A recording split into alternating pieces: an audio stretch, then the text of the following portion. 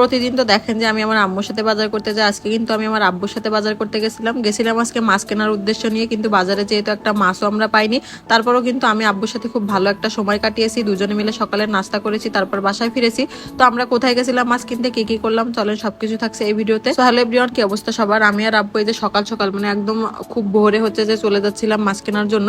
যদিও ভোর বলা ভুল হবে, কারণ আমাদের ঘুম থেকে উঠতে উঠতেই প্রায় 8টা বেজে গেছিল। কালকে সারা রাত কারেন্ট এত পরিমাণে ডিস্টার্ব করছে যে আসলে কোনো ভালোভাবে ঘুমই হয়নি। তো আমি আর আব্বু যাচ্ছিলাম মূলত সুন্দরী বাজারে, আর সেটা কিন্তু এই ভাইরাল টিকটক রাস্তা পার করে তারপরে যেতে হয়। তো সুন্দরী বাজারে যেয়ে দেখি যে এখানে যত মাছ টাছ যা ছিল সব কিন্তু বিক্রি হয়ে গেছে। তো ওনারা আমাদেরকে বলছিল যে আরো ভোরে আসতে হবে, প্রায় 7টার দিকে আসলে ভালো হয়, কারণ 7টার সময় সবাই মাছ টাছ নিয়ে আসে, আর এর থেকে বেশি দেরি হয়ে গেলে সবকিছু বিক্রি হয়ে যায়। এখন কি আর করার, ওখান থেকে মাছ না পেয়ে ফিরে আসার পথে ভাবলাম যে এই ভাইরাল রাস্তায় দাঁড়িয়ে দুজনে একটু চা টা খাই, কারণ দুজনে হচ্ছে সকালবেলা না খেয়ে বের হয়েছি। আর আব্বুর সাথে এরকম সুন্দর সময় পার করতে তো আমার ভীষণ ভালো লাগছিল, কারণ সবসময় আম্মুর সাথে বের হওয়া হলেও আব্বুর সাথে কিন্তু অনেকদিন পরই আজকে বের হয়েছিলাম।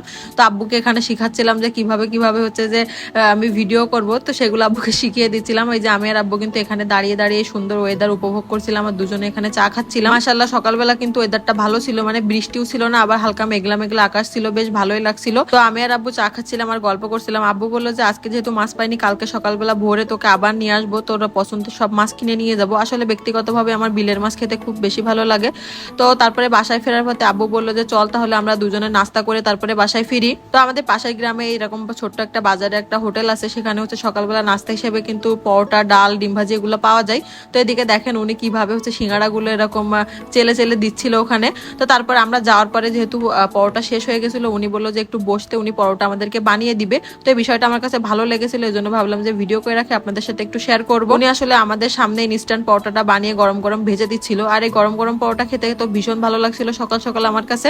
সাথে হচ্ছে আমরা একটা ডিম ভাজিও নিয়েছিলাম। আমার যেহেতু এই সকালবেলা পরোটা, ডাল এগুলো খেতে তেমন ভাবে ভালো লাগে না, যেহেতু আজকে আব্বু ছিল, তাই আমি আর আব্বু দুজন মিলে ভাবলাম যে নাস্তাটা করেই ফিরি। যাই হোক, মাছ কিনতে যে মাছ না পেলেও কিন্তু বেশ ভালো সময়ই কিন্তু পার করলাম দুজনে একসাথে। তো এই যে আমাদের পরোটা, ডাল, ডিম ভাজি সবকিছুই কিন্তু দিয়ে গেছিল, আর এই যে গরম গরম পরোটা খেতে কিন্তু বেশ দারুণ লাগছিল আমার কাছে। ছোট্ট একটা হোটেল হিসেবেও খাবারের মান কিন্তু খুবই ভালো ছিল। আমাদের গ্রামে যদি কেউ আমার ভিডিও দেখে থাকেন, অবশ্যই কিন্তু কমেন্টস করে জানাবেন যে এই হোটেলের খাবার খেতে আসলেও কেমন। তো এই যে আমি এখানে কিন্তু ডাল দিয়ে তারপরে একটু একটু করে ডিম ভাজি নিয়েও কিন্তু পরোটাটা খাচ্ছিলাম, আমার তো বেশ দারুণ লাগছিল। তো আমি কিন্তু বেশি একটা খেতে পারি না, এই জন্য আমি মাত্র একটা পরোটা খেয়েছিলাম আর আব্বুকে দিয়েছিলাম 2টা। তো আমরা খাওয়ার পরে বাসার জন্য কিছু হচ্ছে পার্সেল নিয়ে গেছিলাম, যেহেতু বাসায় সিয়াম আছে, আম্মু আছে, তো সবার জন্যই হচ্ছে এখান থেকে আমরা বাসায় ফেরার জন্য পরোটাও নিয়ে নিয়েছিলাম। আসলে মাছ পাইনি তো কি হয়েছে, কিছু তো একটা নিয়ে আমাদেরকে বাসায় ফিরতে হবে, না হলে আম্মু বলবে